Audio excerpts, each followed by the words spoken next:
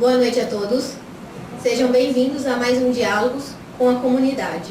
O Diálogos é um projeto de extensão aqui da FEA Ribeirão que visa aproximar a universidade e a comunidade através de eventos que proporcionam o conhecimento e a discussão de assuntos relacionados à prática do contador e da sociedade em geral.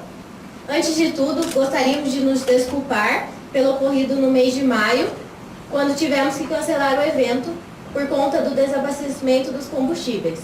Felizmente, conseguimos agendar uma nova data com o nosso palestrante, Douglas Ribeiro, o qual nesta noite abordará o tema Auditoria Independente. Qual é o seu papel, desafios e perspectivas? Douglas Ribeiro é doutorando em Controladoria e Contabilidade pela FEA USP São Paulo.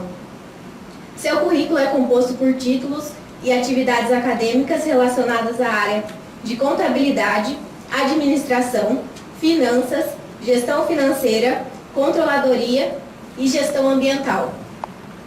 Além disso, Douglas atuou como gerente sênior de auditoria por mais de 12 anos na Deloitte e na Price. Ele é especialista em IFRS, as normas internacionais de contabilidade, em US GAAP e IBR GAAP. Atualmente atua como consultor contábil, palestrante, instrutor do CRC São Paulo e professor do MBA IFRS da FIPECAF. Ao final da palestra, o público poderá esclarecer suas dúvidas. Haverá um microfone circulando pela plateia. Basta levantar o braço e anunciar seu desejo em fazer a pergunta. Ressaltamos que este é um evento beneficente. Portanto, todos os alimentos e valores arrecadados na inscrição serão convertidos para uma assistência para uma entidade assistencial. Os certificados serão enviados por e-mail. Agradeço a presença de todos nesta noite. Passo a palavra para o nosso palestrante, Douglas, e desejo a todos um bom evento. Obrigado, Júlia. Boa noite a todos. É com grande alegria que eu volto aqui à casa, uma casa que sempre me recebeu muito bem enquanto eu era auditor, atuava em auditoria como um palestrante, participação dos eventos abertos aqui, como esse, a comunidade, mas tinham outros eventos que eu participei. E cheguei aqui a cursar uma disciplina como aluno especial no programa de pós-graduação e depois, antes de entrar na pós-graduação lá na FEA USP em São Paulo, né? Então é sempre com muita alegria que eu volto a casa e também fico bastante feliz em reencontrar amigos, companheiros de profissão e de forma que quando eu venho falar aqui na USP eu sempre me sinto que estou em casa e falando com amigos e colegas de profissão, me dá uma liberdade muito grande.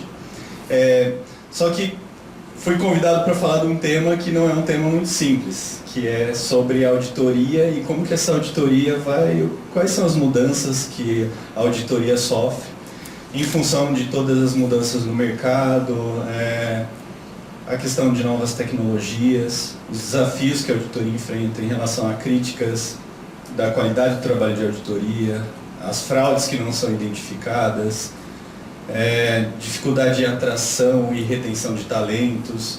Como que a auditoria, que é uma atividade muito tradicional, sempre foi feita de uma mesma forma, com poucas mudanças, as normas elas são engessadas, normas de contabilidade sofreram grandes alterações, mas as normas de auditoria elas sofreram poucas alterações.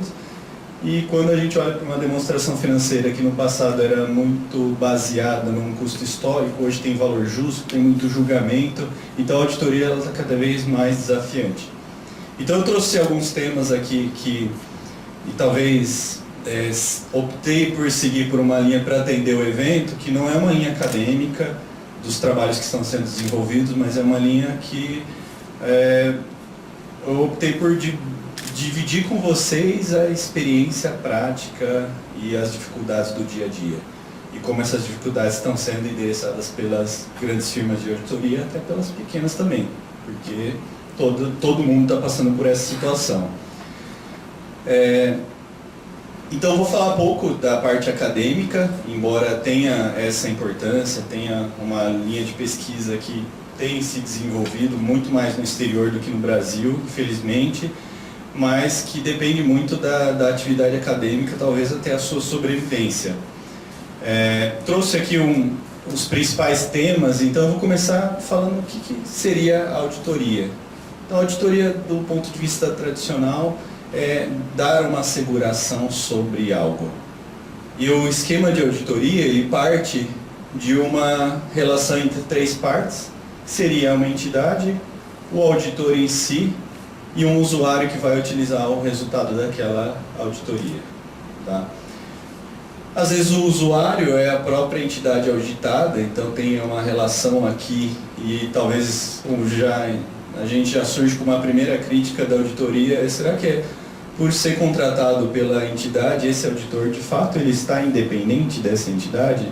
Será que se ele se deparar com um problema, ele tem total liberdade para reportar esse problema para o mais alto nível de governança e fazer o seu trabalho sem ser influenciado pelo honorário que ele recebe daquela empresa auditada? Então esse é o primeiro questionamento. Grandes empresas, então, têm todo um sistema de qualidade para que isso de fato aconteça, mas tem algumas empresas que não são tão grandes, então elas podem sofrer uma pressão dos honorários que ela recebe para fazer a chamada vista grossa. Será que ele tem total independência para fazer isso? Dependendo do perfil da empresa, se for identificado algum problema, ela pode optar por trocar de auditor, uma vez que ela contrata o auditor. E aí, o que o auditor vai fazer? Então ele vai receber as informações da empresa e vai fazer uma avaliação e mensuração daquelas informações. E aí o auditor ele fica totalmente dependente das informações que são disponibilizadas por aquela entidade. Então, o auditor tem condições de identificar informações que não são diretamente fornecidas pela entidade? Até teria, mas essa identificação ela acaba sendo um pouco limitada. Então, muitas vezes, em vários casos que acontece, que a gente vê reportado na mídia, que fraudes foram identificadas e levadas ao público, o auditor ele não identificou porque a administração também não dividiu com o auditor. Mas se ela faz fraude, será que ela vai dividir?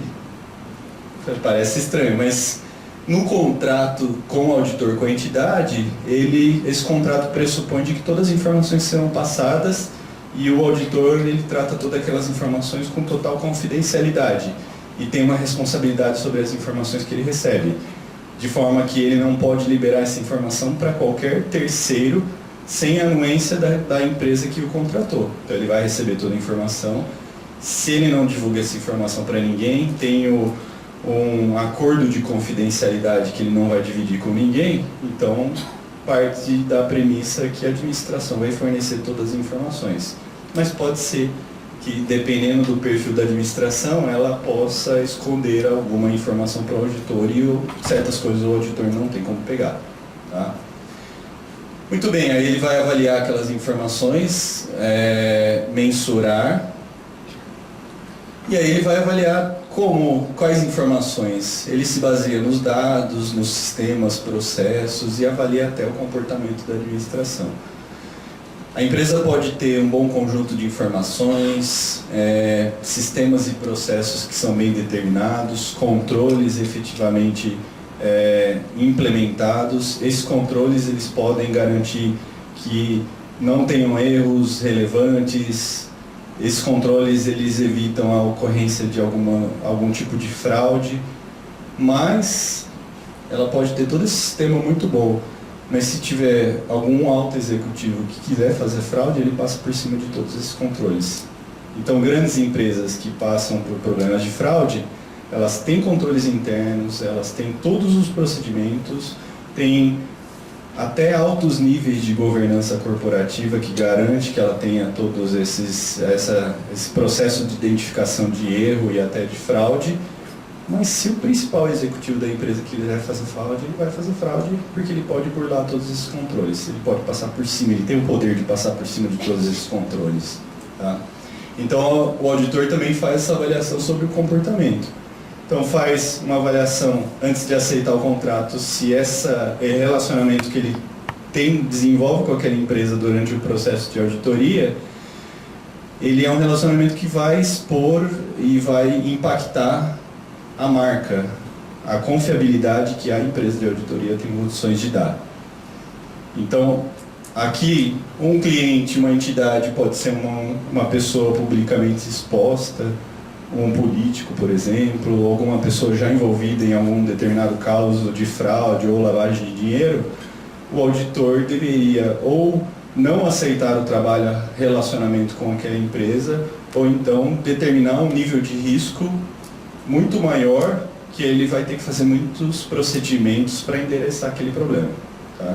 Esse deveria ser o trabalho mais adequado. E aí ele avalia todas essas informações com base num critério. Esse critério, ele se baseia, então, atrás do auditor tem todo aquele arcabouço de normas, regulamentos. Então vem a norma contábil, que ele vai se basear quando está avaliando a demonstração financeira. Se ele está avaliando alguma informação que não seja financeira, ele vai se basear também nas normas de auditoria. Então ele sempre vai fazer o trabalho de acordo com o que está determinado na norma. E aí depois ele vai ter a expressão aqui de uma opinião, uma conclusão sobre o trabalho que realizou. Então, o que vai aparecer no mercado é essa opinião-conclusão. Se ela tiver uma opinião-conclusão limpa, sem nenhuma ressalva, nada aparece para o mercado de todo o processo que ele fez, de toda a dificuldade que ele enfrentou, nos problemas de sistemas e processos, no comportamento inadequado da administração, porque ela pode ter um relatório sem nenhuma ressalva e ter todos os problemas e todas as dificuldades para atingir aquele relatório sem ressalva. E aí, em 2016, veio um novo relatório que ele procura não só simplesmente dar aquela informação binária do passou ou não passou, consegue o relatório ou não consegue o relatório, mas é um relatório com um pouco mais de informação. Qual foi a dificuldade, quais foram as áreas que eu tive que gastar mais horas para poder fazer a auditoria? E quais as áreas que eu tive mais dificuldade em receber a informação? E como que a administração trata aquelas áreas? Então tem algumas empresas que têm um passivo ambiental elevado. Então ela precisa primeiro divulgar no relatório quais são os controles internos que a empresa tem para endereçar esses passivos ambientais e qual foi o procedimento que o auditor executou sobre aqueles passivos para poder concluir sobre o relatório e falar que está ok. Isso não era divulgado antigamente e agora com o novo relatório do auditor isso tem uma divulgação um pouco maior. Então a ideia é que se você olha no relatório da empresa, aqueles principais assuntos de auditoria, pelo menos para as empresas listadas, eles acabam sendo um direcionamento de quais foram os principais problemas e dificuldades que o auditor enfrentou. E aqueles pontos, aqueles problemas, eles são as áreas que o auditor gastou mais horas na sua auditoria, que é feita baseada em horas. Tá? Então não passou aqui de uma opinião tradicionalmente de sim e não, tem problema ou não tem problema, e eu listo qual é o problema, se tiver problema. Mas, mesmo que não tenha problema, agora o relatório do auditor ele vai mencionar quais foram as dificuldades encontradas e que, no final, ele conseguiu endereçar essas dificuldades. Tá? E aí, uma frase super importante é que as demonstrações financeiras foram elaboradas em todos os aspectos relevantes. Então, sempre tem aqui o peso da relevância. O auditor não tem condições de avaliar se tudo aquilo está correto. E aí a gente vem para uma linha de pesquisa que é bastante discutida e pesquisada, que é o expectation gap, que existe, o público espera que o auditor faça muito mais do que ele tem condições de fazer. Que ele tem condições de fazer, ou que ele está apto para fazer, ou que ele pode fazer. E que decide fazer. Né? Muito bem. E quais são essas responsabilidades, então, do auditor? É importante definir a responsabilidade de todos num processo de auditoria. Será que a responsabilidade, quando identifica um problema ou uma fraude, foi só do auditor que não identificou, mas foi ele que cometeu o erro e a fraude? Na verdade, hoje está muito mais bem determinado dentro do relatório do auditor de quem são as responsabilidades. Então, primeiro, tem um texto enorme aqui, mas o que eu destaquei? A administração é responsável pela elaboração e a adequada apresentação das demonstrações financeiras. Então, se acontece algum problema, acontece algum erro, Pode ser que o auditor tenha uma culpa de não ter identificado, mas ele não causou esse problema. O problema foi causado por quem? Pela administração. Alguém que tomou a decisão de cometer aquele erro, e aí vai se tornar uma fraude porque tem intenção, ou então não foi capaz de identificar aquele erro, e esse erro passou e se refletiu na demonstração financeira. Aí aqui tem a norma contábil, e outro ponto de destaque é que a administração também é responsável pelo estabelecimento de controles internos. Cada vez mais é impossível ter uma empresa com todas as operações que são realizadas sem um adequado nível de controles, sem uma adequada formalização. E algumas vezes as informações financeiras elas são resultado de todas as operações que são realizadas. Então ele pode fazer o teste em todos os eventos registrados, mas ele tem o trabalho de auditoria muito mais eficiente se ele testar todos os controles internos da entidade, tem uma confiança sobre esses controles. Então, antes dele testar, ele avalia primeiro. A administração, ela estabeleceu controles necessários que permita que essas demonstrações financeiras sejam livres de distorção relevante. De novo a palavrinha, aquilo que é relevante. Não significa que está livre de qualquer distorção. Pode ter distorção, mas o que é importante do ponto de vista, e principalmente quando olha para o mercado de capitais, são aquelas distorções que, se um investidor ele toma uma decisão de investir ou não numa entidade, aquela decisão ela está sendo influenciada pela informação. E a ausência ou a divulgação de uma informação errônea prejudica a decisão que ele teve de investimento, então essa é a preocupação. Então sempre tem que ser relevante. Tá? E aqui, essa distorção ela pode ser independentemente causada de fraude ou erro. Tá? Então ainda a responsabilidade primária da administração. Aconteceu um problema, quem deve ser responsabilizado é a administração, porque foi ela que cometeu. Tá? Muito bem, depois tem algumas informações aqui sobre continuidade e tudo mais, que também a administração tem a responsabilidade. E aí a gente vai para a responsabilidade seguinte, que é a responsabilidade do auditor. Então a empresa foi lá, ou então alguém foi lá e contratou o auditor, ele tem também a responsabilidade sobre o trabalho que ele foi contratado para que exerça. Então aqui, primeiro, objetivos, obter uma segurança razoável. Então não dá para falar que uma auditoria consegue ter uma afirmação de que aquelas informações estão totalmente corretas. É impossível. Para ter essa afirmação de que tudo está correto, a gente precisaria avaliar 100% das operações. E como que é avaliar 100% das operações? Para uma empresa que fatura tem um faturamento por mês e emite uma nota fiscal, você consegue fazer o teste de 100%. Então você vai testar 12 notas durante o exercício. Mas imagina uma empresa, uma seguradora que tem milhões de clientes, que faz emissões de milhões de faturas por mês. É impossível testar todas elas da maneira tradicional. Então você vai testar controle. Se o controle ele certifica que cada transação ela está registrada adequadamente, por esse teste de controle eu consigo, de uma forma razoável, identificar que aquelas informações que são resultado desses controles, ela está adequada. Tá? E vou fazer alguns testes limitados. Então, a segurança razoável, essa definição de segurança razoável a grande dificuldade do auditor comunicar ao mercado. Porque quando acontece uma fraude, acontece justamente naquelas informações que ele não auditou, porque ele não tem condições de auditar 100% das transações, ou porque ele não fez o trabalho corretamente. Isso a gente não sabe. Aí vai depender do caso, vai depender das investigações. Tá? E aí ele também não está preocupado se está totalmente livre de distorção relevante, e aí independentemente se causada por fraude ou erro, igual na responsabilidade da administração. E com base nisso ele emite um relatório. E aí o que é importante? Aí tem uma descrição um pouco maior. Segurança razoável é um alto nível de segurança, mas não garante que a auditoria sempre detecte as eventuais distorções relevantes existentes.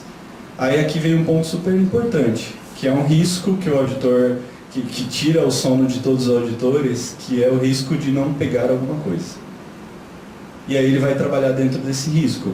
Se o auditor ele tiver mais apetite ao risco, ele vai fazer menos procedimentos e esse risco ele aumenta, o risco de detecção. Se ele tiver aversão ao risco, ele vai fazer mais procedimentos para diminuir num limite aceitável o risco de não detectar alguma coisa.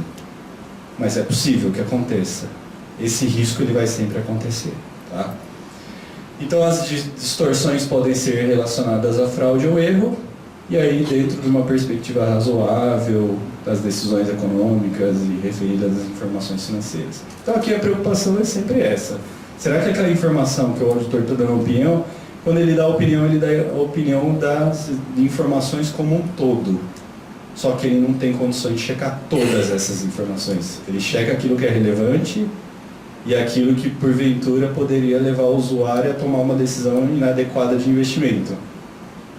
Só que ele também não tem, mesmo essas informações relevantes, ele não tem como testar 100%.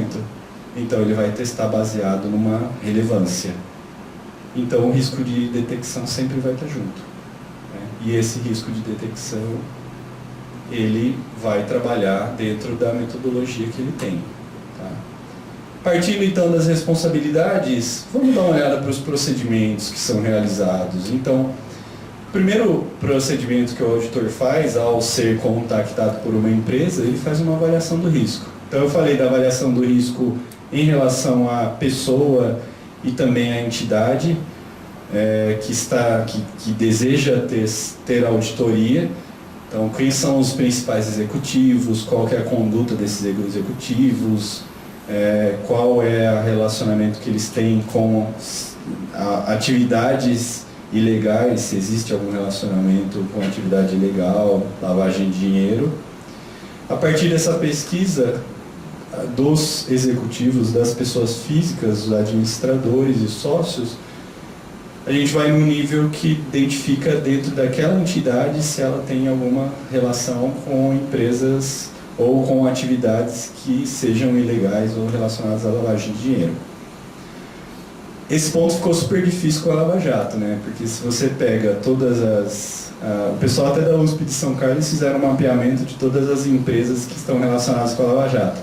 A gente imagina um enorme grupo de empresas, mas na verdade é um mapinha que as empresas todas elas se relacionam. Então o grupo é de certa forma meio limitado, mas se você pegar, são mais ou menos umas 400 entidades entre pessoa física e pessoa jurídica. Então as grandes empresas que contatam a auditoria provavelmente vai ter um relacionamento comercial ou negocial com aquelas empresas que estão citadas na Lava Jato. E aí vai ser vai subir lá uma plaquinha de opa, tem aqui auditor, preste atenção que você pode estar entrando numa auditoria com um risco um pouquinho maior. Então tem uma avaliação do risco, e essa avaliação do risco ela é importante para determinar como que o auditor vai fazer o procedimento de auditoria numa auditoria baseada em risco. Então ele vai olhar para a operação da empresa. Se for uma empresa de serviço, o risco não vai estar no estoque, porque às vezes é um estoque de almoxarifado. Numa empresa de serviço ele vai olhar contratos, ele vai olhar mão de obra, compras, vendas. Então ele foca naquele setor específico quais são as atividades relevantes e aonde está o risco. E ele vai fazer procedimento para endereçar esse risco. O risco de detecção, então, ele vai pesar na hora de definir quais as transações e o montante de transações que ele vai auditar, ele vai avaliar qual que é o risco de detecção. Diminuir ao máximo possível, como eu falei. Faz o entendimento dos controles internos. Isso daqui tudo no início da auditoria, é considerado planejamento. Depois ele avalia a adequação das políticas contábeis da empresa, conclui sobre a continuidade. Então, primariamente, a administração, numa entidade normal que opera sem prazo definido, ela tem que divulgar uma informação financeira e aquele usuário vai tomar uma decisão com base naquela informação de investimento. Imagina uma empresa que divulga o balanço do resultado referente aos primeiros 6 meses desse ano de 2018, ela divulga em julho e fala, olha só, apresentei um resultado nesses 6 meses com lucro muito bom, estamos passando por um ano ótimo, retomada da economia, e aí, em agosto, ela fecha, ela entra numa recuperação judicial. Então, primeiro responsável, a administração, se ela prevê que vai ter dificuldade de fluxo de caixa, num período mínimo aí de 12 meses seguintes, ela precisa fazer essa avaliação de continuidade. E o auditor também tem responsabilidade de fazer essa avaliação. Porque essa informação que ela está divulgando, embora seja do passado, ela é um indicativo de como que a empresa vai operar no futuro. Daí a responsabilidade. Tem que fazer uma avaliação geral da estrutura, né, apresentação geral, estrutura das demonstrações financeiras e obtenção das evidências, sempre suficientes e apropriadas. E aqui envolve julgamento. Até quando ele deve parar a auditoria? Então ele determinou um nível de risco, ele quer diminuir ao máximo o risco de detecção. Então, numa empresa que tem um estoque, um armazém, o auditor vai lá e vai contar aqueles itens. Mas você imagina uma empresa como uma empresa de varejo que o estoque são as lojas. Pensa na auditoria de um Magazine Luiza. Cada loja é um estoque. Os produtos que a gente vê, a gente anda pelo meio do estoque da empresa. E ela está espalhada por diversas cidades. O auditor tem condições de ir em todos os lugares e contar todos os itens? Não, ele vai confiar no controle interno. Mas mesmo assim ele vai fazer os procedimentos e vai escolher algumas cidades, alguns centros de distribuição, baseado em risco, montantes. Então ele vai tomar uma decisão daquilo que ele audita ou não. Então ele vai tomar uma decisão de qual é o momento que eu estou confortável de que eu auditei bastante. Se uma empresa tiver 2.000 lojas, será que essa decisão ele toma com 2 lojas ou ele toma com 500? Isso não está determinado em nenhum lugar.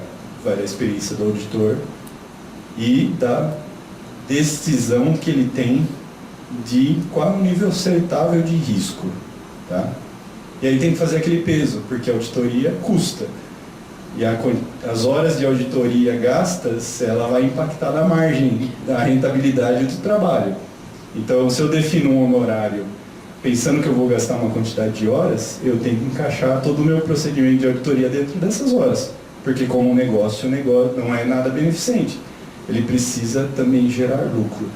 Então, eu posso optar por testar o máximo possível, só que aí eu tenho prejuízo na atividade e eu inviabilizo a operação da própria auditoria.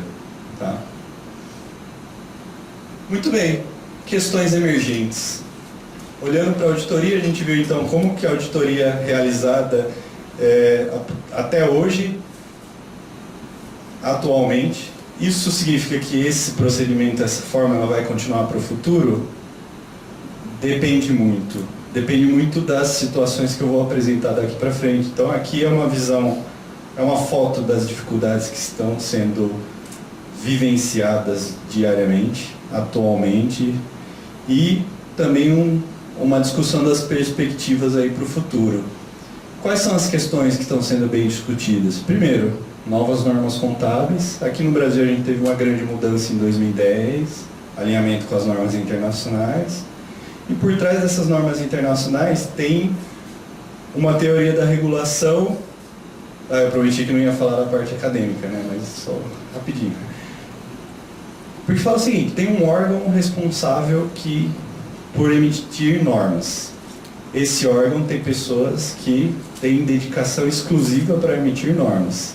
E eles são pagos para isso. E eles têm a sua avaliação do seu desempenho baseado nas normas que eles emitem. Então, se eu crio um órgão para emitir normas, a tendência é que esse órgão seja produtivo, emitindo cada vez mais normas e mudando as normas existentes. Então ele muda pensando no benefício da sociedade ou ele muda pensando no próprio benefício de sustentabilidade do órgão? Então o que acontece quando a gente olha para o IASB é que ele emite normas de alta qualidade, emite.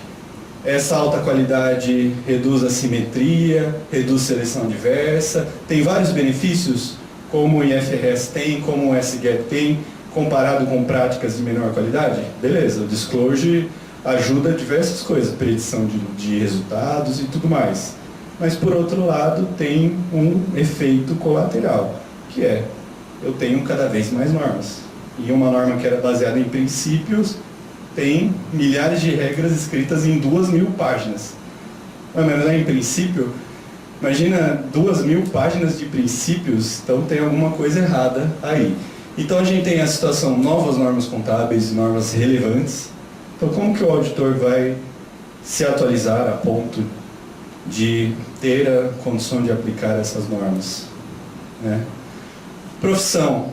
Como que será essa firma de auditoria do futuro?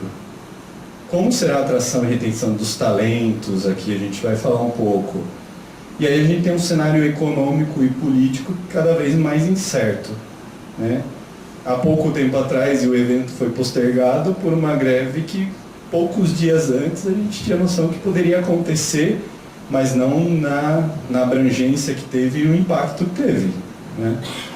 E hoje a gente está numa situação, amanhã o Trump coloca alguma coisa no Twitter que afeta uma negociação entre países, né? E isso afeta a economia. Como que o auditor fica nesse meio? E a questão de normatização. Hoje, cada vez mais as informações financeiras, elas ficam limitadas a um grupo de informações que o auditor vai lá e audita, dá uma opinião, mas as empresas fazem outras divulgações no site, faz reuniões com os acionistas, coloca análise de resultados, dá mais informação do que simplesmente essas informações que são auditadas. Ela coloca que ela fez atividades que beneficiam a sociedade, que beneficiam o meio ambiente, mas o auditor não vai lá e audita essas informações. Mas será que precisa ter auditoria sobre essas informações? Né? E leis e regulamentações. Então, quando a gente fala de normas contábeis, primeiro, dificuldade. Então a gente tem o ano 2018, que é um ano bem característico por que está acontecendo. Duas normas super relevantes, norma de receita de contratos com clientes e normas de instrumentos financeiros.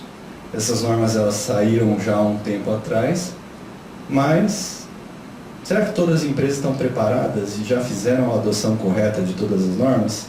Tem várias pesquisas que mostram que tem muitos países que adotam IFRS de label, né? Coloca o carimbo IFRS, mas é só o carimbo, porque você vai olhar na prática ela não está corretamente aplicada. Então sai uma norma hoje, ela demora alguns anos para ter a aplicação correta. Só que aí tem empresas do capital aberto que já nas informações trimestrais já estão divulgando quais são os impactos dessas novas normas. Se ela está divulgando, será que o auditor tem capacidade e já está preparado também para validar aquelas informações que estão sendo divulgadas? Né? Então, e essa mudança ela vai acontecer cada vez mais rápido, em função daquelas alterações de normas que eu mencionei. Tá?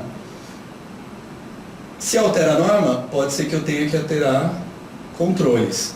Uma mudança simples que muita gente não está percebendo é que, por exemplo, a norma de instrumento financeiro, antes as empresas registravam a provisão para crédito de liquidação duvidosa com base na evidência de que você tem que seu cliente não vai pagar. Então o cliente chegou no vencimento, ele falou, olha, eu tive um problema aqui e agora, na verdade, você vai ter um problema que eu não vou te pagar. E aí a empresa registrava uma provisão. A grande mudança é que cada venda agora ela já vai ter que ser reconhecida líquida de uma provisão esperada.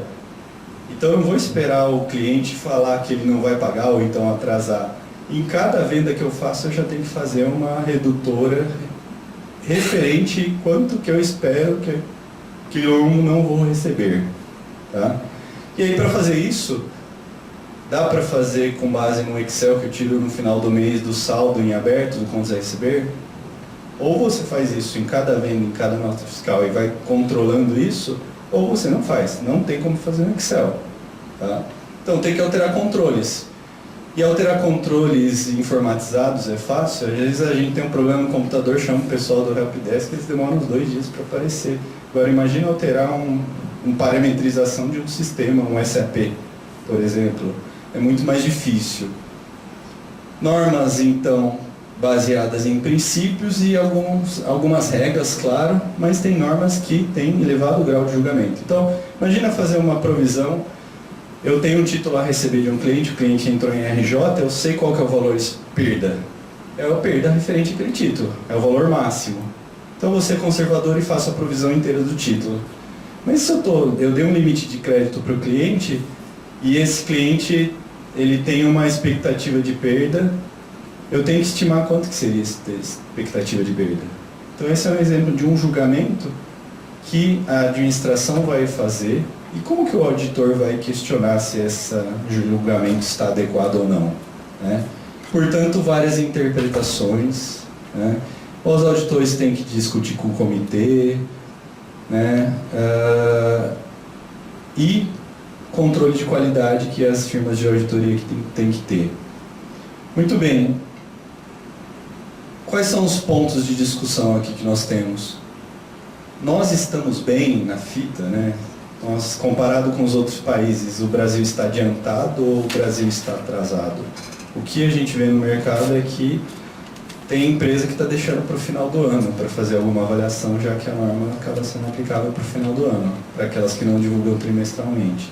E aquelas que divulgam trimestralmente estão fazendo uma divulgação bem tímida, mas esperando também o final do ano. Então essa postura é temerosa.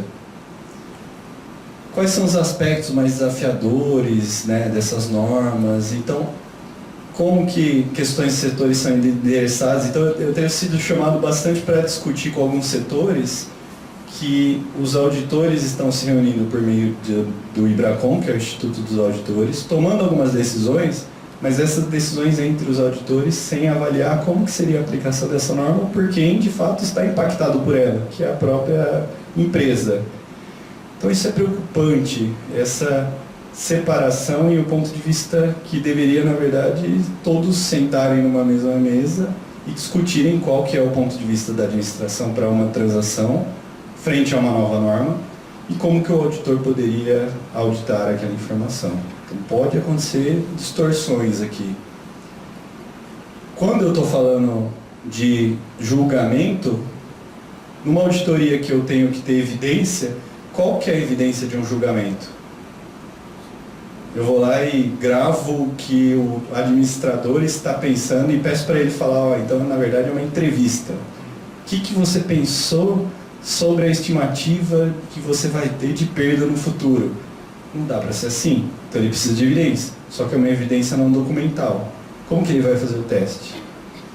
No último relatório dos órgãos reguladores, né, para os auditores independentes, eles apuraram um número que 40% de todas as auditorias do mundo que foram revisadas por esses órgãos reguladores, elas tinham um problema, relatório errado, porque o auditor não fez o trabalho que deveria fazer.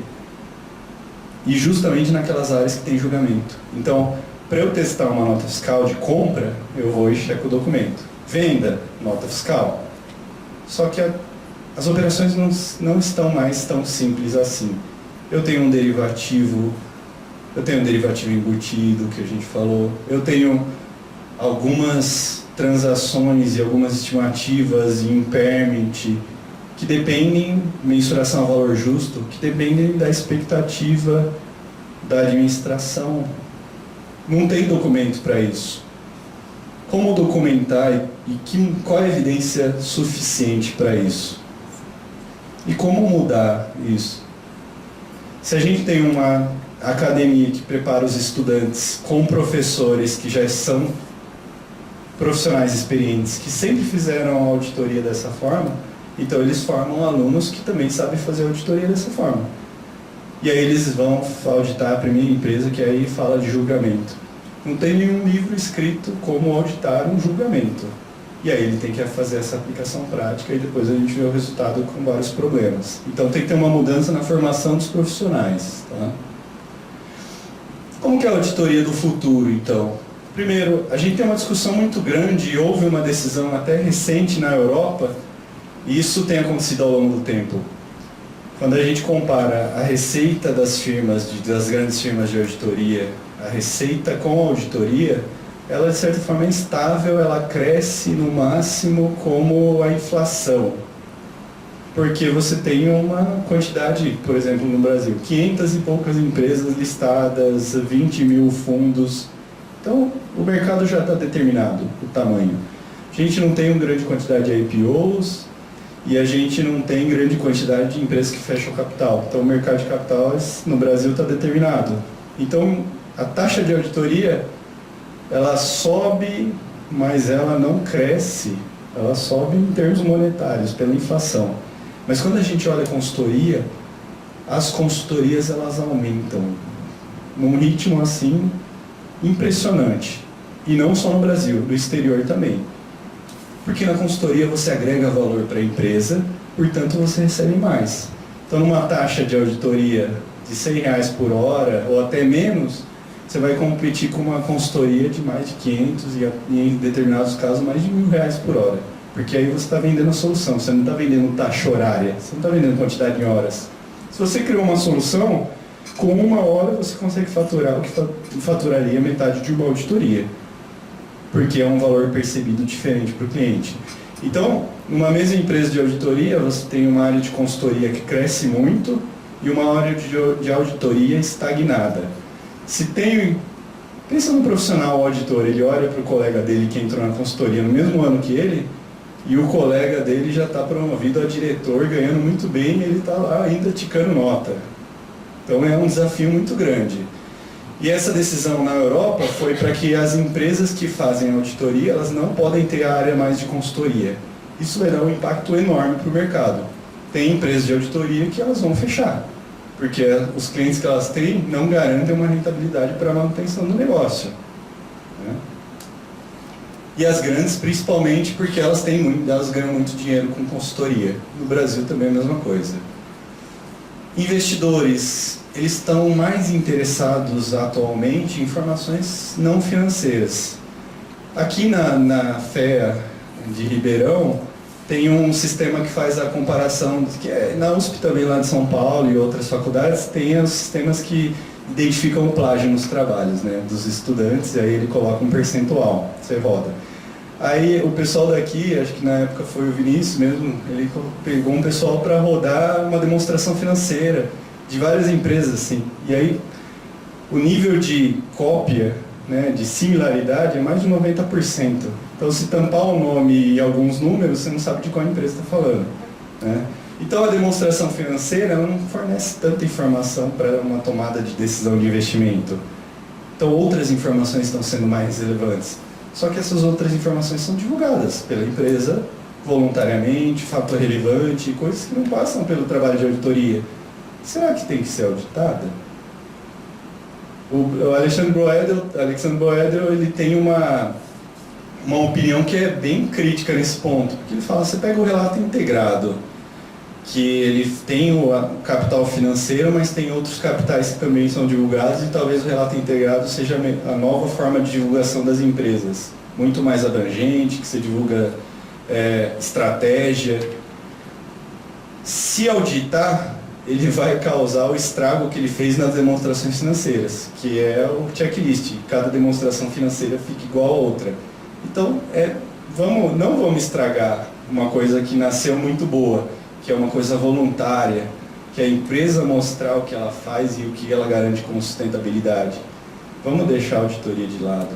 Mas, por outro lado, aí todo o mercado de auditoria fala, não, mas para dar confiança sobre aquela informação, você precisa ter um auditor. Mas será? Com blockchain, vai precisar de auditor? Se todas as informações são validadas de ponta a ponta, por mais de uma validação, até 6 validações, por que eu vou precisar de auditoria? Então, será que a auditoria vai acabar? Será que essas tecnologias aqui, inteligência artificial, cloud, big data, como que elas vão impactar e será que a auditoria vai continuar sendo necessária? Talvez não. Para algumas transações, e principalmente essas transações que o auditor gasta hora de verificar documento, isso já não vai ser mais necessário, porque não vai ter documento e todas as transações já vão ser validadas de ponta a ponta. Aí, como sobreviver nesse ambiente? Ou você faz uma auditoria diferente, ou você faz outra coisa. né? E algumas empresas já têm começado a utilizar um Data Analytics, que seria análise de dados, que a gente faz muito na academia, análise de dados. Então você pega dados em quant, sequant também, né? Então analisa dados, e esses dados eles podem indicar alguma coisa. Só que para analisar dados, você tem que ter uma formação que não é uma formação de contador. Você precisa conhecer um pouco de programação, talvez, mas também muito de métodos quantitativos, de inferência estatística, e isso leva tempo, né? E para fazer essas análises você precisa de dados. Então tem um grande desafio aqui. Será então que esses auditores serão capazes disso? Então há várias perguntas aqui que eu já adiantei boa parte, mas talvez a solução seja aqui, ó. E aí algumas empresas têm atuado. Por que eu vou numa auditoria anual, eu vou só no final do ano, eu vou perto do final do ano e depois que o ano encerra? Será que eu não poderia, com sistema, eu conecto o meu sistema no sistema da empresa, e à medida que as empresas vão reconhecendo as informações, eu já vou recebendo aquelas informações, já vou fazendo análise de dados e já vou fazendo uma auditoria mês a mês e já vou identificando alguma distorção que seja importante que eu, como auditor, analise aquela informação.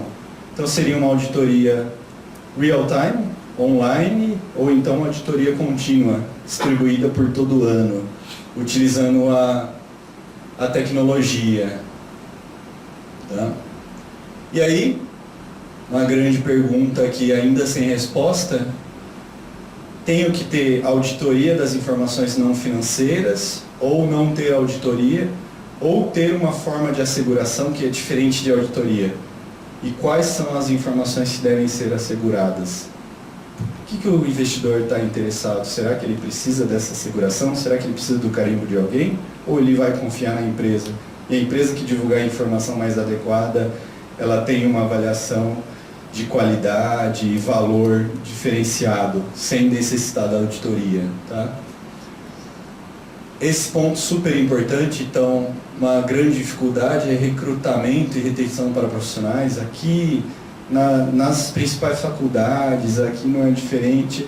As empresas de auditoria vêm aqui, eles falam da carreira, falam do plano, e aí você vai conversar com pessoas que trabalham, a pessoa está verdade, nossa, estou cansado, estou querendo na verdade sair, não é tudo aquilo que falavam, estou sofrendo bastante. Então tá bom, eles conseguem atrair, mas quando você compara um salário de um trainee com o salário de um trainee de uma grande empresa, é um salário muito mais baixo, mas eles mostram assim uma carreira totalmente ascendente, né, totalmente íngreme, mas não consegue reter por tanto tempo, porque o estresse é muito grande, a quantidade de horas de dedicação também acaba sendo muito grande, e que conflita com a nova geração. A nova geração não quer esperar anos para ser promovida, a nova geração quer constituir família, quer ter uma vida equilibrada, e a nossa geração do passado era uma geração que era dedicação ao trabalho.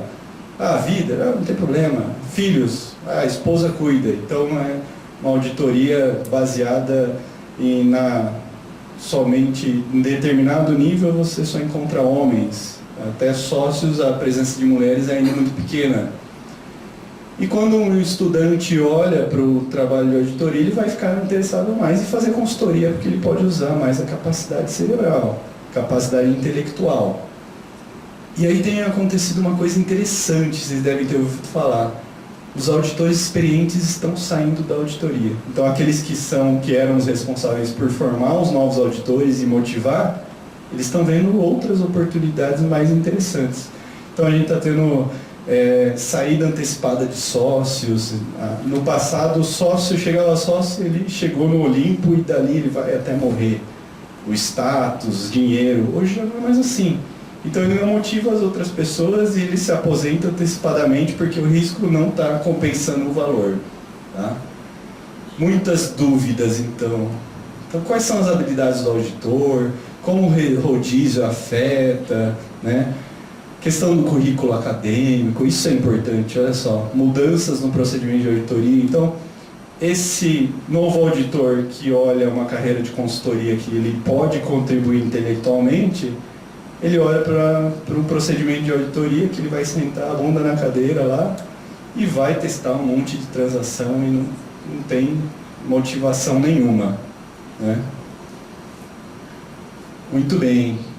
E aí tem essa concorrência que eu já mencionei, questão de conflitos de geração, a questão do perfil mesmo dos auditores, né?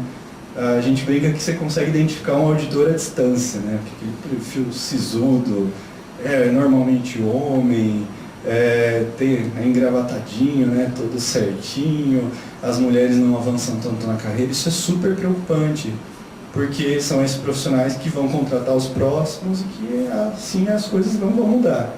E aí eu trago teoria também por isso.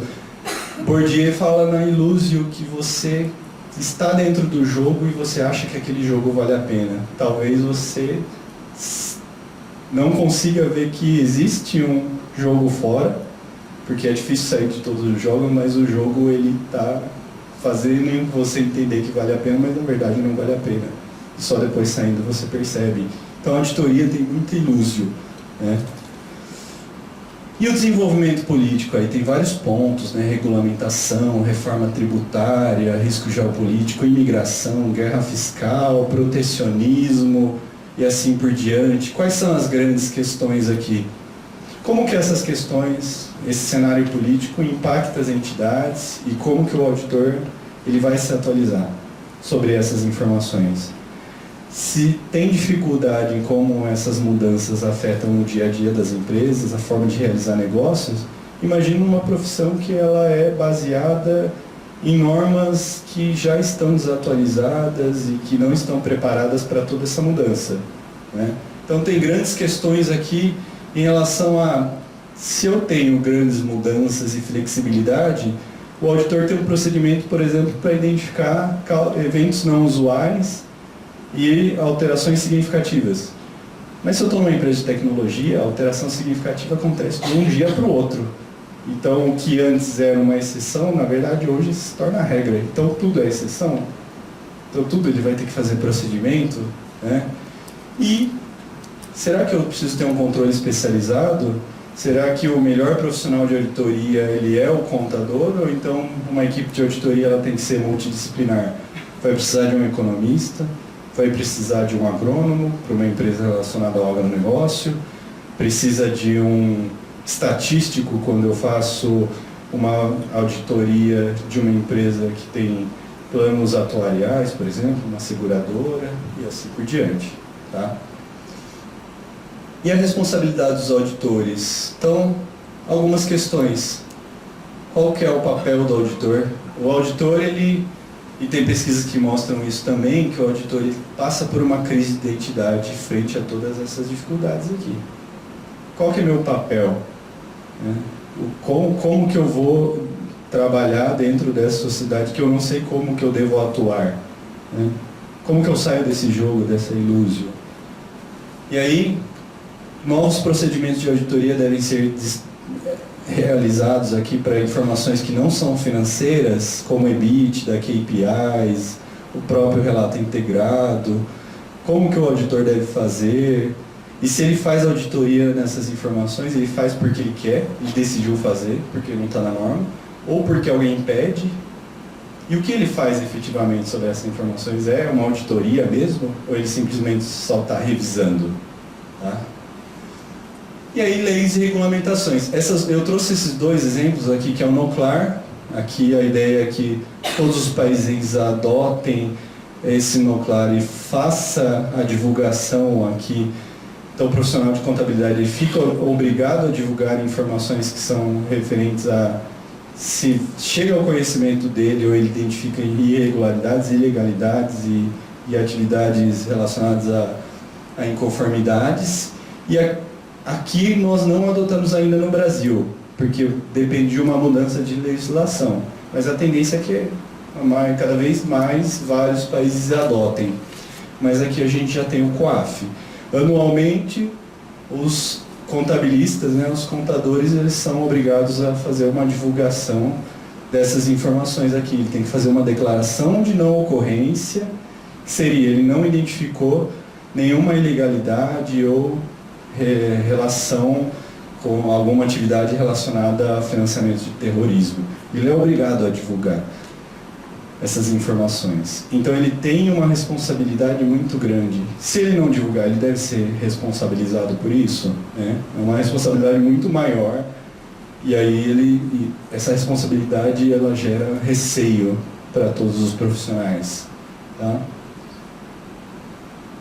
Então, chegando às considerações finais, diante de todos os problemas que eu coloquei, uma certeza nós temos, que a auditoria vai ser diferente no futuro. Ela tem que ser para sobreviver, senão ela vai desaparecer da forma que ela está sendo realizada, né? Por isso é importante que a academia ela faça estudos e possibilidades e abra caminhos. Eu gosto de falar academia porque às vezes os profissionais eles estão dentro do jogo, do ilúzio que eu falei, e aí eles não conseguem enxergar fora daquele ilúzio. Então eu tenho que sair desse jogo para tentar identificar alternativas. E pode ser que as alternativas o mercado diga quais são as alternativas. E talvez uma das alternativas seja, acabou a auditoria. Tá?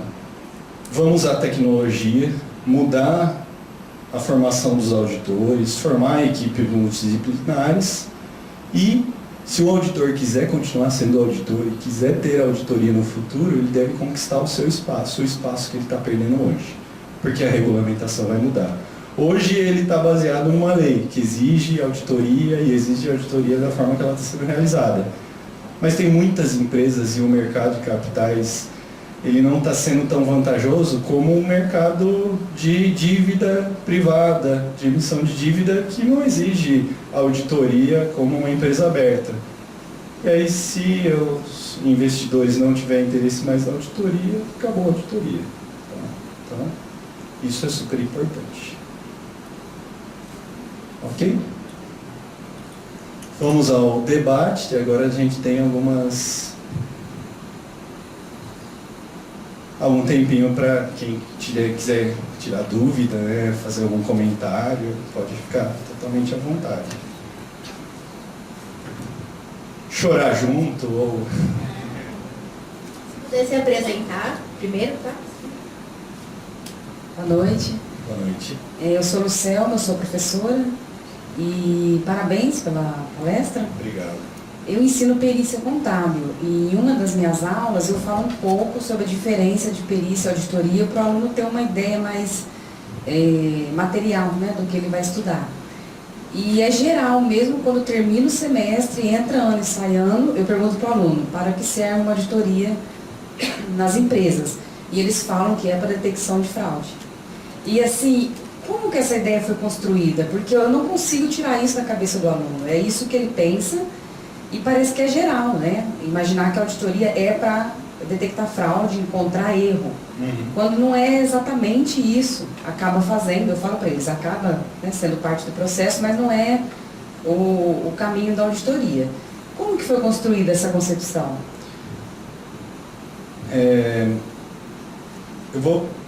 Talvez a sua pergunta seja não na forma do que a literatura mostra, mas talvez na forma da opinião do mercado, né?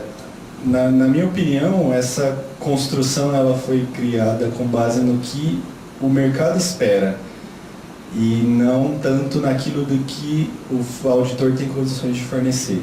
Então todo mundo espera que se está fazendo um investimento ele está livre de fraude, partindo do pressuposto que o ser humano ele vai fazer alguma coisa pensando no benefício próprio, né? Então essa expectativa ela sempre vai acontecer e aí talvez seja o momento da gente repensar de que será que faz sentido o auditor ficar insistindo em dizer que ele não tem responsabilidade sobre fraude e se ele identificar ele reporta e se ele não identificar não é culpa dele, ou de fato fazer uma mudança na auditoria para que ela faça essa identificação. Então, dentro dessa equipe multidisciplinar de auditoria, ele também conta com um profissional ou então uma formação na área forense para identificar fraudes específicas relacionadas àquela entidade, por exemplo. Então, talvez seja uma das alternativas que eu coloquei lá de sobrevivência da profissão seja justamente endereçar uma questão de que talvez não mude. Talvez mesmo que eu explique, faça divulgação, vá lá na Globo, o agro é pop, na propaganda seguinte o auditor é pop também, mas ele não tem culpa sobre a fraude. Será que vai dar? Talvez não atenda aquele que é o anseio do mercado, que é de fato ter algum procedimento para identificar a fraude. Mais alguém?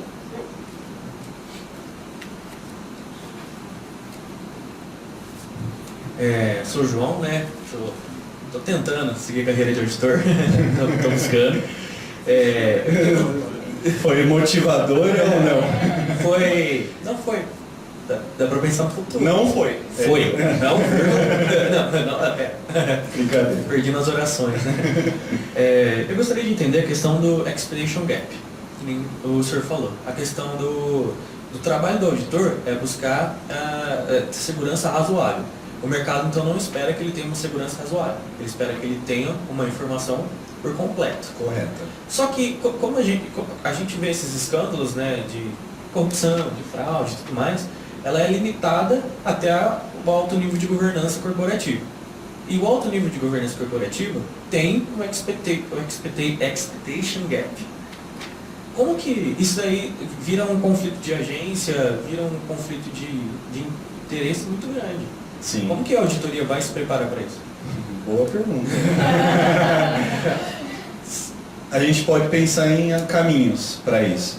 Será que o auditor, então, ele pode ser o profissional que vai auxiliar a empresa a ter uma governança em um sistema de controles que possa identificar a fraude? E aí você vai por uma outra linha que não é, eu não vou certificar ou dar uma segurança razoável, mas eu vou dar uma certificação sobre o controle, e essa certificação sobre o controle diminui a possibilidade de ocorrer uma fraude.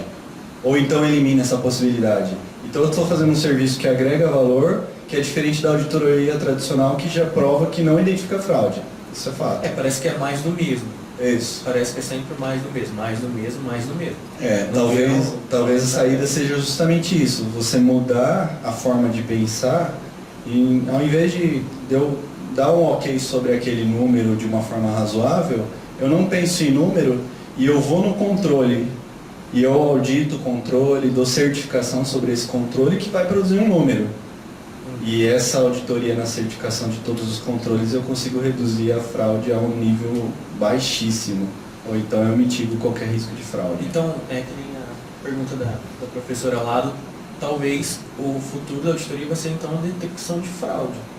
Detecção de fraude, mas não da forma que hoje é feita o processo de auditoria, mas uma forma de asseguração e outros procedimentos, seja na governança, ou seja até no nível de controle de processo, que a própria administração identifique a fraude ou mitigue a fraude. E o auditor vai lá e dá o ok sobre aquele processo. Os processos, né? E aí entra a questão da auditoria contínua. Isso. Porque como para auditar processo, é muito difícil auditar processo devido ao volume, né? Isso. Aí deve entrar software, né? Aí entra software e aí tem que ser um processo contínuo, de fato. Beleza. É isso aí. Talvez seja esse o caminho, né? Vamos tentar. Mais alguém? Ele comentou sobre a auditoria contínua. Como é que o blockchain pode estar associado a esta auditoria? Já tem algum movimento dentro das firmas de auditoria que falam sobre isso? Tem. Ou até agora está... Está começando. Tem uma empresa de auditoria que é a Price, ela começou a ofertar o primeiro serviço de certificação no blockchain. Aí quando eu vi esse serviço, eu fiquei pensando assim, mas se o próprio blockchain ele já tem uma certificação, por que eu preciso de um terceiro para certificar uma coisa que já é certificada? Mas a questão aqui do blockchain é que você tem possibilidades de fazer fraude dentro do blockchain. Então você tem algumas vulnerabilidades. Então, mas aí também tem aquela questão, será que a vulnerabilidade que existe no blockchain, algum terceiro ele tem capacidade de identificar? Ou não, é um próprio problema no sistema de blockchain? Então, se for por uma decisão muito básica, o blockchain eliminaria qualquer procedimento de auditoria. mas tem transações que não estão dentro do blockchain. Opa, então tá aí, tem uma luz no fim do túnel, pode ser que o auditor audite as coisas que não estão no blockchain. Mas se o blockchain abranger todas as operações da entidade, não somente as trocas financeiras, provavelmente ele tem que partir por um outro tipo de serviço. Talvez uma validação inicial do processo de blockchain e de como as operações elas se realizam, aí talvez seja interessante, porque um acionista ou então um diretor, ele não tem condições não tem nem conhecimento de verificar se aquele blockchain que ele tem é seguro e livre de vulnerabilidade. Então o auditor poderia falar que, eu chequei por você, como meu especialista em blockchain, e de fato aqui não tem nenhuma vulnerabilidade, ou então a vulnerabilidade identificada foi corrigida. Então aí talvez seja um procedimento que o auditor possa fazer. Que aí vai ser diferente da opinião que ele dá hoje. Hoje aí ele vai dar uma opinião muito específica sobre aquele processo de blockchain. Que é muito na linha que o João comentou, né? Imagina. Mais alguém? Olá, boa noite. Boa noite. Sou aluno aqui da casa também, doutorado. E eu já tive das duas pontas, né? Eu já tive empresa sendo auditado e já fui auditor por um tempo, de inventário de estoque. Eu estava pensando aqui que na faculdade a gente aprendeu, né, que o auditor tem que estar na empresa. Quando você vai auditar lá, tem que conhecer os processos, então teria que estar no negócio. Aí você falando do futuro, da profissão, hoje com esse monte de novos negócios que são digitais, não tem estrutura física, como que... Falando também dos vários profissionais, né, que não só auditor, contador, mas talvez outros, como seria a profissão de auditor, você que está mais ligado na área, como que está esse negócio de novos negócios digitais, como que a auditoria porque quebra um pouco aquilo que a gente aprendeu na faculdade, né, que é sentar ali, como faz o processo, mostra aí para mim. E aprender um negócio, e hoje em dia com tantos novos negócios, não sei como que a auditoria está alterando, ou está com a visão de futuro, que tende a aumentar, né, novas tecnologias, Big Data, Isso, etc. E é interessante, quando eu comecei em auditoria, a história de velho, quando eu lá atrás, nos idos, era só mato, a gente fazia uma avaliação que era uma auditoria tradicional, então tinha equipe de auditoria, especialista na norma contábil, e aí a gente chamava um especialista para validar o sistema e a gente tomava até decisão de que o sistema da administração se era complexo ou não. Então, às vezes o cara utilizava somente um sisteminha para fazer o débito e crédito. Então tinha uma decisão, se eu decidisse que não era complexo, eu poderia tirar esse cara do sistema da minha equipe, e eu fazia todo o procedimento de auditoria manualmente. Isso mudou já há alguns anos, de que esse profissional, que na verdade virou uma equipe, ele obrigatoriamente tem que fazer o trabalho dele antes de eu entrar em campo. Então ele tem que validar o sistema primeiro, e depois eu vou lá e valido. Então ele foi ganhando espaço. Com essas novas tecnologias, talvez a auditoria seja só dele, e eu perco totalmente espaço. Porque eu valido com ele como que a prática contábil está parametrizada no sistema, depois o sistema vai fazer tudo sozinho, não precisa mais. E aí onde que esse auditor vai? Vai fazer outra coisa?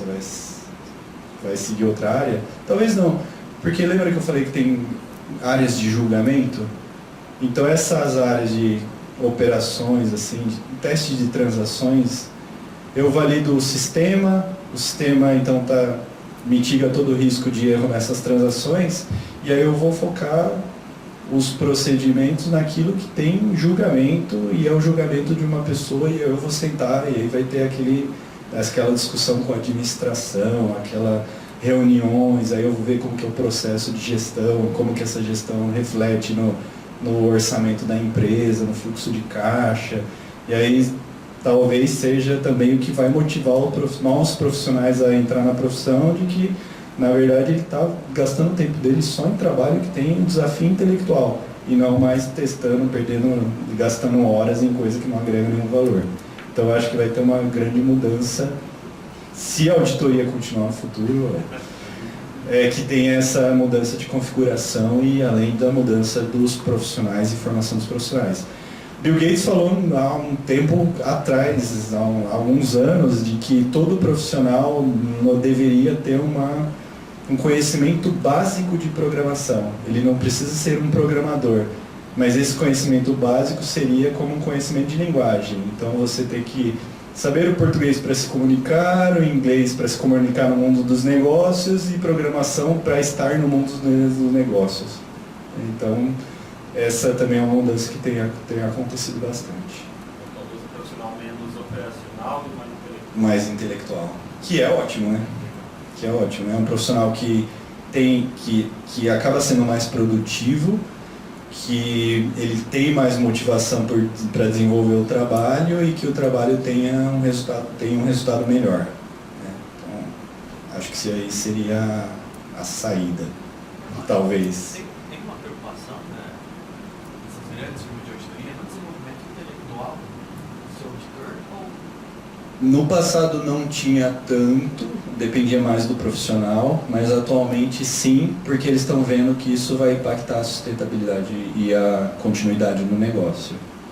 Então, se ele perde um talento para a área de consultoria, ele está impactando na profissão dele, né, na prática de auditoria.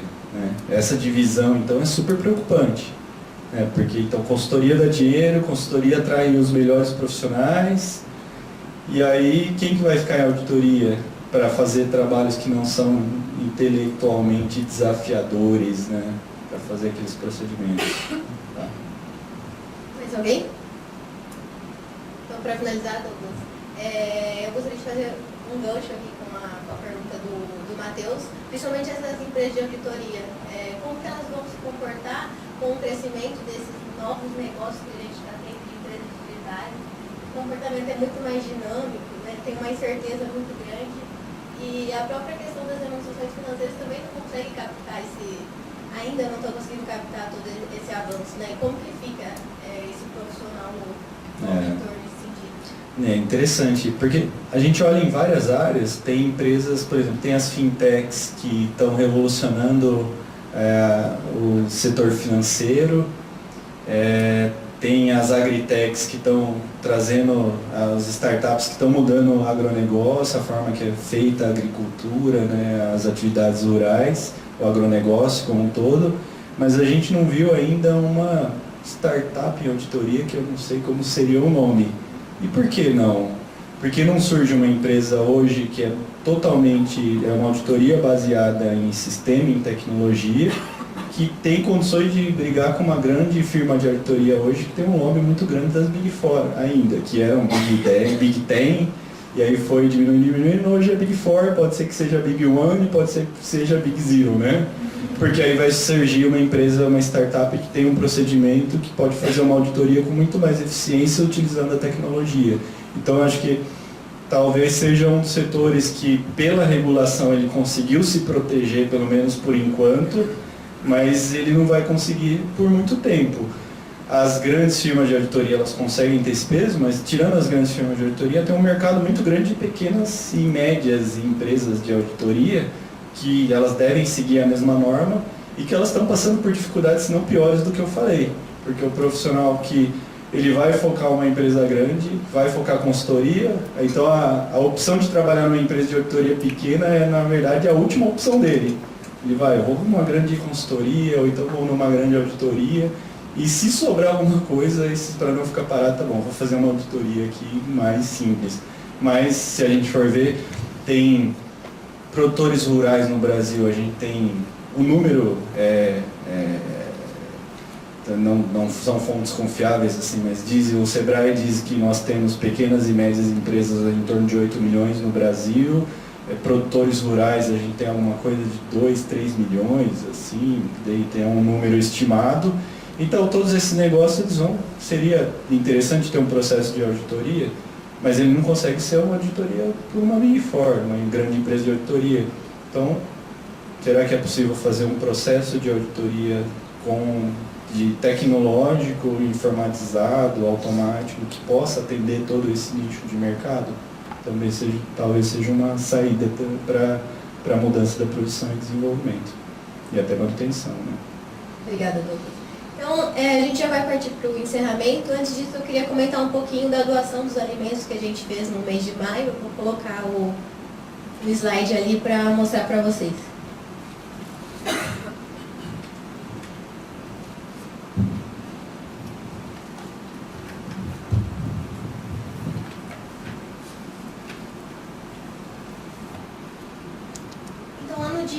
11 de maio nós fizemos a doação, a equipe do Diálogos. A instituição beneficiada foi a Seara do Amor, aqui em Ribeirão Preto. Ela atua aí com trabalhos educativos e fornece alimentação aí a jovens, crianças e as mães dessas crianças. E eles atendem aí aos finais de semana, cerca aí de 80 pessoas por final de semana. A gente doou mais de 140 quilos de alimento, com o valor que a gente arrecadou aqui nas palestras, e inclui feijão, arroz, macarrão, essas coisas, e 24 litros de leite e também 7 litros de óleo de soja. Então aqui a instituição, a Seara do Amor, os alimentos que a gente arrecadou e aí a nossa equipe do Diálogos. Então, para encerrar as atividades dessa noite, queremos agradecer, então, você, Douglas, pela riquíssima contribuição que trouxe aqui para o nosso entendimento. Agradecer a todos vocês também por estarem presentes. A gente convida já para o próximo Diálogos, que vai ser em agosto. A gente não vai ter Diálogos agora no mês de julho, por conta das férias. Então, a gente vai passar para o mês de agosto. E aí vai ser um painel com uma aluna aqui do nosso doutorado, que é a Lívia Stanzani, juntamente com o professor Silvio Macau.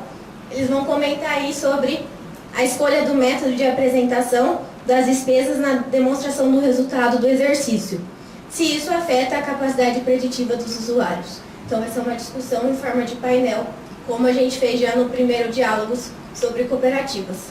E é isso, obrigada a todos.